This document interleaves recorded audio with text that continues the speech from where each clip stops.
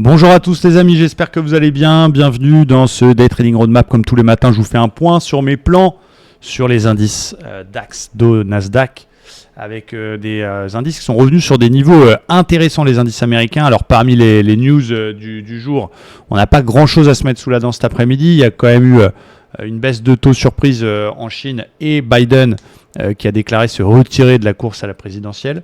Donc on verra la réaction des indices US cet après-midi. Mais quoi qu'il en soit, je vous en ai parlé la semaine dernière, j'aime beaucoup les niveaux sur lesquels ils sont actuellement. On va commencer quand même par le DAX qui est dans un range finalement moyen terme. Depuis le mois de mars, il fait ping-pong entre 18 200 et 19 000 les ATH.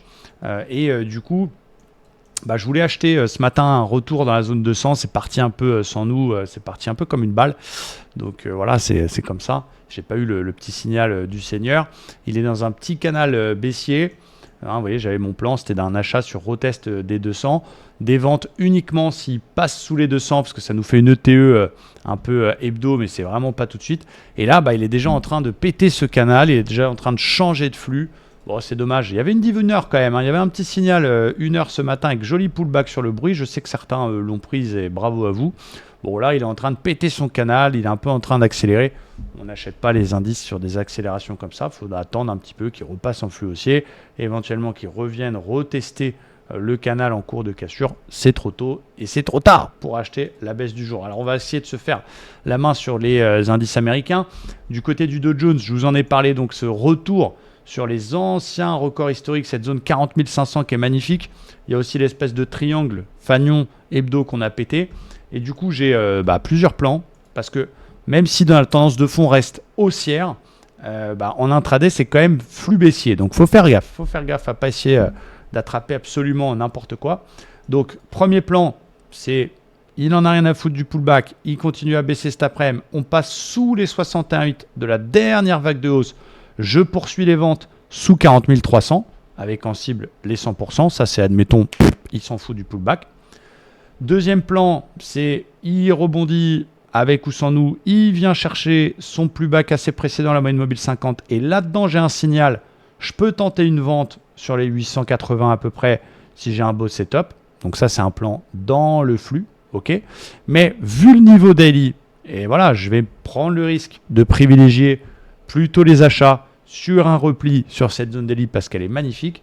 Mon scénario idéal, c'est je viens retester cet après-midi les plus bas de la semaine dernière, même quitte à faire un petit excès jusque à la ligne du triangle cassé. Et là, j'ai un super signal vers 40 500.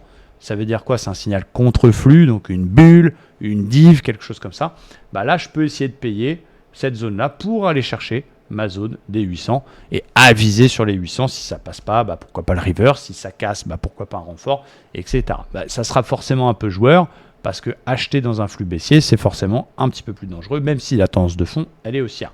Quatrième scénario, qu'on soit dedans, qu'on soit pas dedans, il repasse en flux haussier. Là, on sera plus safe pour faire des achats, pour aller chercher de nouveaux records, mais ce sera forcément plus tard dans la semaine puisque c'est 400 points au-dessus du niveau actuel. Donc, à surveiller cette zone. Ici, vers 40 500, un retest, un signal, c'est mon scénario à privilégier pour cet après-midi. Du côté du Nasdaq, c'est un peu la même chose. Alors, il a pris un peu plus cher que le Dow Jones. Il est revenu sur les plus bas précédents, qui plus est un plus bas daily et la moyenne mobile 50, vous le voyez ici, une zone de 19 750 à peu près. Il est en train de nous faire pour l'instant ce qu'on appelle un harami. C'est pas encore clôturé, il reste énormément de temps pour la journée, mais c'est un beau niveau, pareil, avec une très belle divergence 4 heures en cours de validation, une divergence haussière. Donc ça me donne pareil envie de chercher des achats du côté du Nasdaq, même si le flux il est baissier. Donc un peu comme sur le Dow Jones, on n'a pas de biais. Si ça dégueule et que ça casse les plus bas de la semaine dernière, ça veut dire que le scénario il est invalidé et donc on cherchera des ventes sous 650. Mais par contre, comme sur le Dow, petit retest et il y a un petit gap à combler par ici. Si on se met en intraday, je crois qu'il y a un petit gap à combler. Ça, ce serait l'idéal. Je viens combler le gap et je fais un signal vers 700. Ce serait parfait d'essayer de payer les 700. Mon scénario à privilégier, voilà, je viens chercher les plus bas de la semaine dernière et je fais un super setup, ce serait magnifique. Et scénario numéro 2, c'est je rebondis, j'inverse la théorie de dos en cassant mon précédent plus haut, j'essaie d'acheter sur un repli Et là, bon, bah, je fais des achats. Ça y est, ça rebondit. Ça vient chercher 50 et pourquoi pas 61,8. On verra ça. Donc, mon plan préféré, ça sera celui qui nous fait un beau repli, combler le petit gap intraday, idéalement vers les 700 et un achat sur un signal contre-flux du côté du Nasdaq ou du Dow Jones. On verra si, évidemment, on a du succès du côté de ces plans-là. Patience, rendez-vous cet après-midi pour les membres de l'école, 15h15 pour cette session de Trading Live. Merci à tous et à tout à l'heure.